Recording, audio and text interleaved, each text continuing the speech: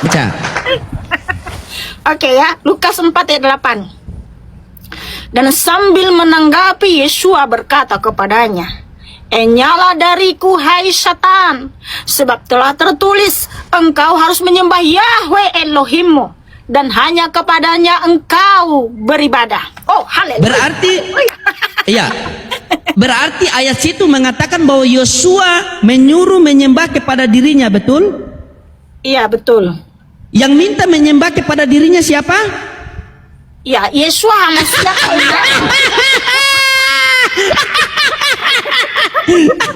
Yang minta menyembah sabar, sabar, saya jujur, menyembah jujur, kepada jujur. Yahweh Yesua Iya, Hamasiah, jujur. Elohim yang Jujur. Esa. Iya, yang minta menyembah kepada dirinya itu siapa kalau di Bibel? Yesua Hamasiah di ayat Lukas 4 ayat Ya. 8. Iya, harusnya kita itu beribadah menyembah kepada Yahweh Yesua Hamasiah, bukan kepada Iblis setan. pernah minta enggak menyembah kepada dirinya sendiri? Iya, karena kan di ayat sebelumnya. Jujur dong, begitu. Iya, maksudnya ya ampun, kan gini, iblis ini, Satan ini kan ingin disembah, ingin seperti Tuhan. Makanya Tuhan Yesua Hamasiah mengajarkan yang harus kita sembah itu adalah Yahweh Yesua, Yahweh Elohim, bukan Satan. Makanya saya Kan begini, Tuhan Satan, yang hidup, Tuhan yang Maha Kuasa. Saya bukan pengikut, penyembah, pemuja manusia yang wafat. iya, oke, sabar. Kami tidak menyembah manusia, kami menyembah Tuhan melalui pengajaran beliau. Sabar dulu. Ya artinya Sabar sama dulu, tenang. saja menuhankan toh. Bagaimana Kalian kan menuhankan berseru kepada bagaimana? beliau. Kalian kan berseru kepada beliau.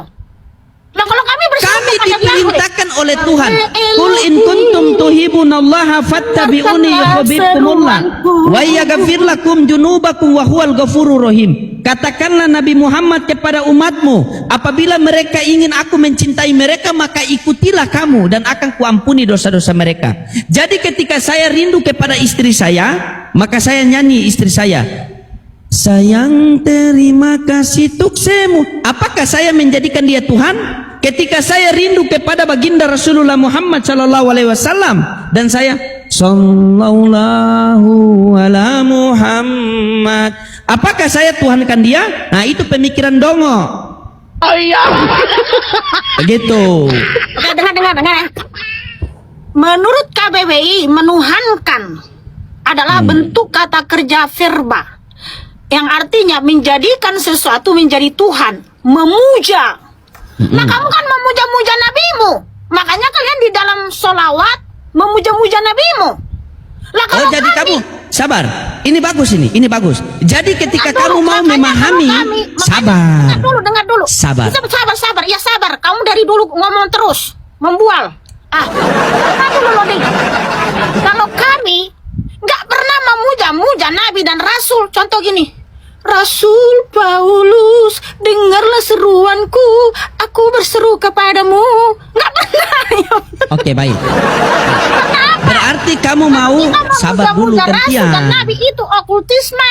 Makanya Oke. kalau kami berdoa, menyembah, menyanyikan lagu pujian yang kami sembah, yang kami tinggikan, yang kami berseru itu kepada Yahweh, Konsisten ya? Yesua Hamasiah, Elohim Konsisten yang ya? Maha Kuasa. Oke, konsisten ya.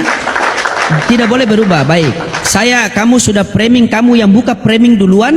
Di mana Saya coba framing? mengkata. Kan Iya, kamu sabar. mengakui. Iya, sabar. Kalian Jangan memuja-muja panik. Nabi kalian kan. Jangan Tapi nggak panik. apa-apa, kan itu iman kalian. Iya, Silakan jangan saya panik. hargai. Sabar dulu, jangan panik. Kamu bertanya tentang salawat, setelah itu kamu merujuk ke KBBI. Boleh tidak kalau saya bertanya tentang Bibel, saya merujuk ke KBBI lagi. Kita Kalau lihat siapa yang KBBI hancur. itu Boleh kan- tidak? Kita merujuk condong ke kalian. Kalau kita suci kan. Ya, boleh tidak? Boleh tidak saya pakai KBBI? Boleh? Ya, Boleh dalam tidak apa saya dulu? tanya Dalam dulu? hal apa dulu? Lihat dulu. Dalam hal apa dulu? Oke. Tadi kan kamu bertanya, kan kalian memuja. Saya mengatakan kami bersalawat karena perintah oleh Allah. Akhirnya kamu menuju ke KBBI. Kan memuji itu berarti menyembah. Saya coba berbuat hal yang sama, ternyata Mikana tidak mau terima. Nah, inilah kamu suka mencubit tetapi tidak mau dicubit. Boleh tidak kalau saya sabar. Boleh tidak saya bertanya kepada kamu merujuk ke KBBI. Coba kamu buka utusan di KBBI itu apa definisi utusan di KBBI? Oke ya. Utusan. Sama tidak utusan dengan pengutus di KBBI itu? Coba buka. Ini kita merujuk ke KBBI ya. Ya. Menurut KBBI, utusan adalah orang yang disuruh atau ditugasi untuk menyampaikan sesuatu, menjadi penghubung. Yesua Hamasya diutus oleh tidak? Oke, Yesua Hamasya berfirman, Yohanes 12:45, barang siapa melihat aku sudah melihat. Saya tidak tanya itu. Saya tidak tanya. Dia diutus oleh tidak? Dia diutus atau tidak? Ya, Jujur. Iya, diutus. Diutus oleh siapa? Oke. Sebentar. Ayo. Yohanes 12:45. Dan siapa yang melihat aku, ia melihat dia yang telah mengutus aku. Wow, haleluya. Baca. Iya, tidak masalah. Baca terus. Berani tidak sampai 50 bacanya? Iya, oke, ya udah. Coba baca. Akulah terang yang telah datang ke dunia, supaya setiap orang yang percaya kepadaku, ia tidak tinggal dalam kegelapan. Dan jika seseorang mendengarkan firmanku dan dia tidak percaya, aku tidak menghakiminya.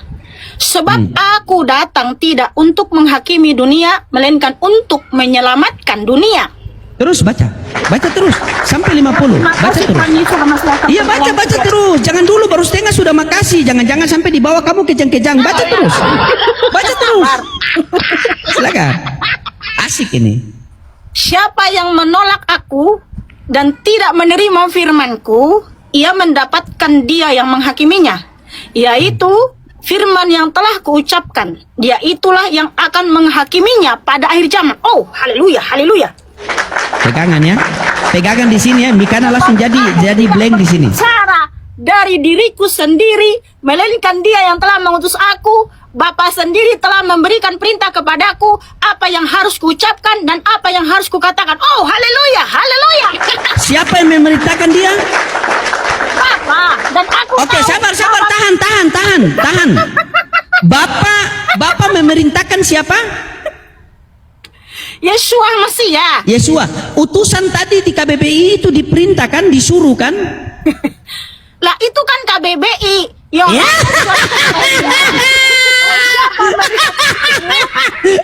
Melihat dia yang telah mengutus aku. Itu kan KBBI. Tahu Bapak Yahweh. Itu kan KBBI. Iya, makanya Yesua juga penghubung. Karena apa? Kalau saya 1:20 Itu kan KBBI. Ya udah, nggak apa-apa, saya ikuti KBBI bahwa dia adalah penghubung. Nggak apa-apa. Oke, Tenang. baik. Kamu ikut KBBI. Sabar. Ya, Yesua adalah penghubung. Iya. Makanya dengar Oke, dengar. penghubung. Ya, ini saya baca. Karena apa kan tadi 1 Timotius 2:5 dia Esa. Makanya dialah yang menjadi pengantara antara Elohim dan manusia Yesua Hamasya. Karena apa? Dia segalanya. Kalau saya 1:20 ini, dengar ya. Kamu narasi dulu lah, saya mute. Biar kita gantian, biar jangan ketimpa-ketimpa. Silakan. Ya. Dan melalui dia untuk mendamaikan segala sesuatu kepada dirinya dengan membuat pendamaian melalui darah salibnya. Melalui dia, baik hal-hal yang ada di atas bumi maupun hal-hal yang ada di dalam surga. Nah, kalau kita baca mulai dari ayat 16 sampai 19, dialah sang pencipta segala sesuatu. Dia sendiri ada sebelum segala sesuatu. Dan segala sesuatu terkandung dalam dia. Dialah kepala tubuh, yaitu gereja. Dialah yang pertama bangkit dari antara orang mati, sehingga dia memenuhkan segala sesuatu. Dan dengan darahnya sendiri, dia mendamaikan segala sesuatu, baik yang ada di surga maupun yang ada di atas bumi, dengan darah salibnya. Artinya, Yesua adalah Yahweh yang Ehad. Dia maha segalanya.